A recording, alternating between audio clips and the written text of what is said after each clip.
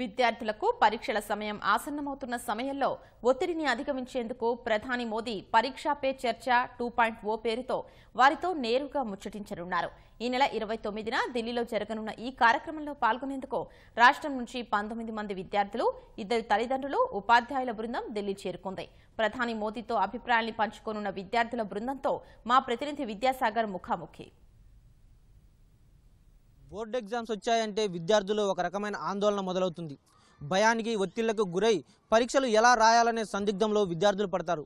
వీటన్నిటిని ఎదురించి పరీక్షల్లో విజయం సాధించాలంటే విద్యార్థులు ఏం చేయాలి, ఎలాంటి ప్రణాళికలు రచించాలి? ఇలాంటి కార్యక్రమానికే కేంద్ర ప్రభుత్వం శ్రీకారం చుట్టింది. స్వయంగా ప్రధాని నరేంద్ర మోడీయే విద్యార్థులతో పరీక్షా పే చర్చ 2.0 కార్యక్రమం చేపట్టి వారితో ముఖాముఖి పాల్గొననున్నారు. దీనికి సంబంధించి తెలుగు రాష్ట్రాలకు సంబంధించి విద్యార్థులంతా కూడా పరీక్షా పే చర్చ 2.0 కార్యక్రమంలో పాల్గొనేందుకు ఢిల్లీ వచ్చారు. వారంతా మనతో ఉన్నారు. ఇలాంటి అవకాశం దక్కినందుకు వారు ఏ విధంగా ఫీల్ అవుతున్నారు, వీటన్నిటి అంశాలపై వారిని అడిగి తెలుసుకుందాం. చెప్పమ్మా, ఎక్కడి నుంచి వచ్చావు నువ్వు? ఈ పరీక్షా పే చర్చ కార్యక్రమం పాల్గొనడం ఎలా అనిపిస్తుంది? నేను కేంద్రీయ విద్యాలయ కర్నూలు నుంచి వచ్చాను. దీనిలో పార్టిసిపేట్ చేసినందుకు చాలా హ్యాపీగా ఉంది. దీనివల్ల నేను బోర్డ్ ఎగ్జామ్స్ బాగా రాయగలుగుతాను.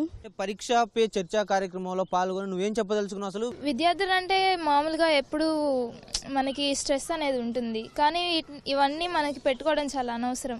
హై ర్యాంక్ రావాలని చెప్పి మనం పైకి కిందికి పడి లేచి ఇన్ని కష్టాలు పడి మరీ చేయడం మనకు అనవసరం. ఎలా అనిపిస్తుంది అవకాశం? చాలా సంతోషంగా ఉంది. అండ్ నేను అడగాలనుకుంటున్నాను ఏంటంటే మోడీ గారిని, పిల్లలకి అంటే మేము స్టూడెంట్స్ ఎగ్జామే లాస్ట్ అయిపోకూడదు. ఎగ్జామ్స్లో ఫెయిల్ అయిపోవడం, తక్కువ మార్కులు అయిపోవడం అంటే ఇదే జీవితంలో ఇంకా లేదు అనే ఫీలింగ్ ముందు పోగొట్టాలి పిల్లల నుండి. దానికి ఆయన ఏం సజెషన్ చెప్తారని అడగాలనుకుంటున్నాను సార్. రాష్ట్రానికి సంబంధించి మరికొద్ది మంది విద్యార్థులు ఉన్నారు. ఆ పరీక్షలకు సంబంధించి ఎలాంటి ప్రణాళికలు వేసుకున్నారు తెలుసుకుందాం. చెప్పమ్మా, ఎక్కడి నుంచి వచ్చావు నువ్వు? నేను అనంతపురం నవోదయం నుంచి వచ్చాను. ఎగ్జామ్స్ అనేది మనలోని ఒక టాలెంట్ గుర్తుపట్టడానికి మాత్రమే. మనం ఎగ్జామ్స్లో ఫెయిల్ అంత మాత్రాన మనం జీవితంలో ఫెయిల్ అయినట్టు కాదు. ఒకవేళ నీకే కనుక పరీక్షలకు సంబంధించి సజెషన్స్ అడిగితే ఏం చెప్తావు? సంవత్సరం అంతా కష్టపడి చదివిన చదువు 3 గంటల్లో కరెక్ట్గా ఇది కరెక్ట్ ఇది తప్పు అని ఆ స్ట్రెస్ని మొత్తం ఒకేసారి తోయడం వల్ల ఎగ్జామ్ ఫియర్ అనేది ఏర్పడుతుంది. ఈ 3 గంటల బదులు సంవత్సరంలో కొద్దిగా చెక్ చేయడం అనేది బాగుంటుందని నా అభిప్రాయం. నా పేరు రత్నరాజు. నేను జవహర్ నవోదయ విద్యాలయం మధ్యరాల నుంచి వచ్చాను. మార్చి 2 జరగబోయే ఎగ్జామ్స్కి సంవత్సరం అంతా చదివింది 3 గంటల్లో రాస్తాము. అంటే అప్పుడప్పుడు కాకుండా ఏ రోజు ఆ రోజు చదువుకుంటే మనం ఒత్తిడి బారి నుంచి మనం బయటపడతాం.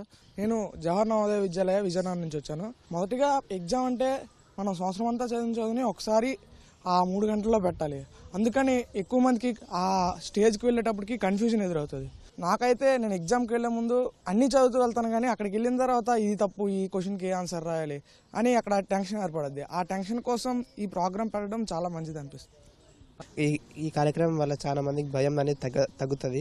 ఎందుకంటే పోయినసారి కూడా అట్లే మన మోదీ గారు పోయినసారి కూడా 1 పాయింట్ చెప్పినారు. ఆ సారి కూడా చాలా మంది పిల్లలకి కొంచెం ధైర్యం వచ్చింది.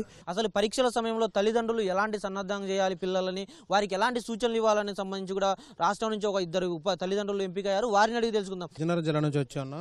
హాస్టల్లో ఉంటున్నారు కాబట్టి మరి తల్లిదండ్రులుగా ఉంటూ పేరెంట్స్ అలాగే ఒక టీచర్ కూడా గురువుగా ఉంటూ వాళ్ళ మీద ఎటువంటి భయం అనేది పెట్టకుండా జాగ్రత్తగా, ఇది మీకు ప్రతి ఒక్కటి కూడా సింపుల్, ఇది మీకు చాలా సింపుల్గానే ఉంటుంది, ఇది ఏమాత్రం అనసనని చెప్పుకొని వెళ్ళేటప్పుడే అవతల ఎటువంటి స్టూడెంట్ అయినా సరే చక్కగా పాస్ అవ్వడానికి అవకాశాలు ఉంటాయి. గుంటూరు జిల్లా మధ్యరాల నవోదయ స్కూల్ నుంచి వచ్చాను.